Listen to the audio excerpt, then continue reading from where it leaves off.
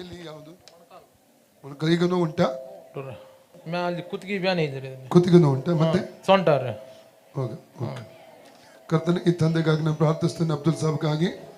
ಕರ್ತನೆ ಇವರ ಕರ್ತನೆ ಈ ವೆಯ್ಟ್ ಕಡಿಮೆ ಆಗಿ ನಾರ್ಮಲ್ ಸ್ಥಿತಿಗೆ ಬರುವಂತೆ ಕೃಪೆ ತೋರಿಸಬೇಕಾ ಕರ್ತನೆ ಕೇಳ್ಕೋತಾನೆ. ವೆಯ್ಟ್ ಅನ್ನು ಜಾಸ್ತಿ ಮಾಡುವಂತೆಲ್ಲ ಹೋರಾಟಗಳು ಇವರ ಶರೀರದ ಬಿಟ್ಟು ಹೋಗಲಿ ಕರ್ತನೆ. ಮಾತಾದ ಕರ್ತನೆ ಯೇಸು ನಾಮದಲ್ಲಿ ಇವರ ಕತ್ತಿನ ಮೇಲೆ ಅವರಂತ ರೋಗತ್ವ ಶಕ್ತಿ ಪೂರ್ಣ ಬಿಟ್ಟು ಹೋಗಲಿ. ಅದು ಇರಕೊಡುತ್ತರಿಗೆ ಬರಕೊಡುದು ಔಟ್ ಜೀಸಸ್.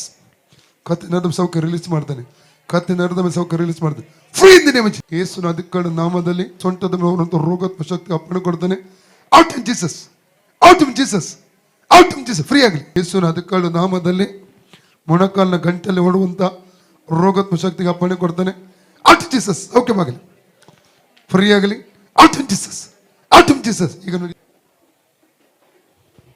ಕಮ್ಮಾಗಿದ್ರಿ, ಕಮ್ಮಾಗಿದ್ರಿ,